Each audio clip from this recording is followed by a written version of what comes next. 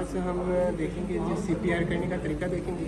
और एक बंदा आपको रोड के किनारे पे अनकॉन्शियस मिलता है, चेस्ट पेन के साथ गिर जाता है। उसके बाद तो आपने क्या करना है, आपने सबसे पहले उसको एक्सेस करना है और सीन और साइड को देख लेना है। ठीक है, आपने देख लेना है कि यहाँ पे आपको कोई ख़तरा तो नहीं है या पेशेंट की जान को कोई ख़तरा तो नहीं है।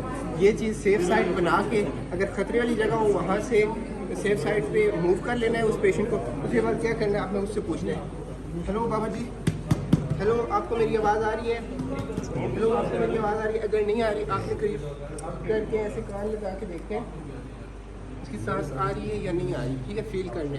ठीक है, उसको ऐसे चेस्ट के ऊपर या स्टर्नम के ऊपर आपने ऐसे प्रेशर डाल के पूछना है कि आपको कुछ फील हो रहा है कि नहीं। ठीक है, अगर फील रिस्पॉन्स उसने शो नहीं किया उसके बाद आपने क्या करना है, उसके बाद आपने ये करना है कि आपने कॉल फॉर हेल्प कर देनी है। आपके पास जो भी बंदा है उसको कहना है कि 1122 पे आप कॉल करके बता दें। ठीक है, ताकि रेस्क्यू टीम आपके पास जल्दी से जल्द पहुँच जाए। उसके बाद आपने क्या करना है, सबसे पहले चेस्ट कंप्रेशन के लिए आपने अपने हैंड्स को और फिंगर्स को ऐसे रखना है और स्टर्नम और निप्पल का जो पॉइंट है ना, इन दोनों के दरमियान में आपने यहाँ पे अपनी पाम को रखना है। ठीक है, पाम को और ऐसे करके फिंगर्स को इंटरसेक्ट करके रखने और 30 कंप्रेशंस आपने देनी है। और बड़ी इफेक्टिव कंप्रेशन वो होगी कि जिसमें 2 से 5 सेंटीमीटर आपकी चेस्ट जो है पेशेंट के अंदर जानी चाहिए। ठीक है, और 30 कंप्रेशंस के बाद आपने साथ में ऐसे चिन लिफ्ट और हेड टिल्ट करके तो इधर से माउथ टू माउथ ब्रेथ देनी है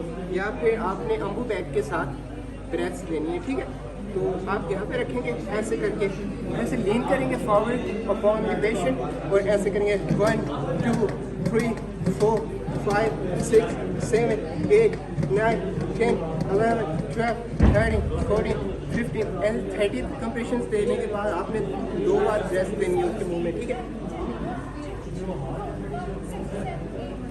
ठीक है, उसके बाद फिर आपने कंप्रेशन स्टार्ट कर लेनी है। ठीक है, 1 2 3 4 इस तरह 30 के राउंड आपने 5 दफ़ा मुकम्मल करने हैं। ठीक है, उसके बाद आपने पल्स चेक कर लेनी है पेशेंट की। ठीक है, शुरू में भी आपने पल्स चेक की थी, तो अभी आपने 5 राउंड्स कंप्लीट करने के बाद CPR के आपने दोबारा पल्स चेक किया। अगर पल्स आ रही है तो ठीक है, पेशेंट को मूव कर सकते हैं आप। ठीक है, हॉस्पिटल में अगर नहीं आ रही फिर भी आपने पेशेंट को कंटिन्यू रखने हैं CPR देना। ठीक है, उसके बाद ये अगर हेल्थ केयर की टीम आ जाती है 1122 वाली, तो उसके पास ये AED एक मशीन होती है। ठीक है, ऑटोमेटेड इलेक्ट्रिक डिफिब्रिलेटर मशीन। ठीक है, इसके ऊपर ये लगे होते हैं पैड्स। ठीक है, ये पैड्स आपने लगाने हैं चेस्ट के ऊपर, एक पैरास्टैंडर्ड यहाँ पे पैरास्टैंडर्ड और एक अपेक्स पे लगाना है। ठीक है, और खुद क्लियर होना है, me clear, you clear, all clear.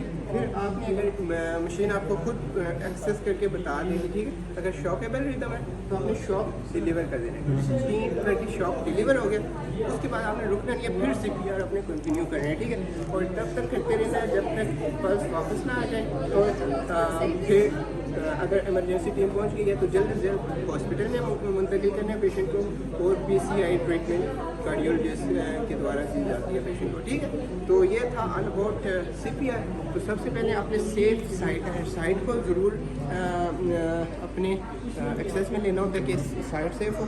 और दूसरी चीज़ आपने एक्सेस कर लिया कि पेशेंट को पल्स नहीं आ रही और बिल्कुल अनरिस्पॉन्सिव है। अगर आपने CPR ना किया तो मैक्सिमम चांसेस क्या हैं, उसके गुजर जाने के चांसेस या डेथ होने के चांसेस होते हैं। अगर आपने शुरू में CPR देना शुरू कर दिया तो 90% चांस होते हैं कि आप उसको बचा देंगे चेस्ट कंप्रेशंस की वजह से। ठीक है, तो ये था ऑल अबाउट CPR, जो कि अक्सर कार्डियक अरेस्ट के पेशेंट्स में ज़रूरी होता है। और शॉक में अगर पेशेंट चला गया है या कोई भी काज हो सकती है, अकॉर्डिंग टू काज हम ट्रीट तो बाद में करेंगे पेशेंट को, लेकिन शुरू में हमने उसको क्या करना है जी, उसको डेथ होने से या उसकी ब्रेन डेथ से उसको बचाना है। उसके लिए ज़रूरी है चेस्ट कंप्रेशन देंगे, सर्कुलेशन ऑफ द ब्लड होगी टुवर्ड्स ब्रेन एंड जो कि हमारा बड़ा इंपॉर्टेंट ऑर्गन है ब्रेन, उसमें ब्लड जाएगा तो वो फिर डाई नहीं करेगा। ठीक है, 4 to 10 मिनट्स चला बताऊँ ना जी 4 to 10 मिनट्स तक अगर ब्लड नहीं जा रहा ब्रेन के अंदर तो irreversible death of the brain tissues हो जाती है। ठीक है।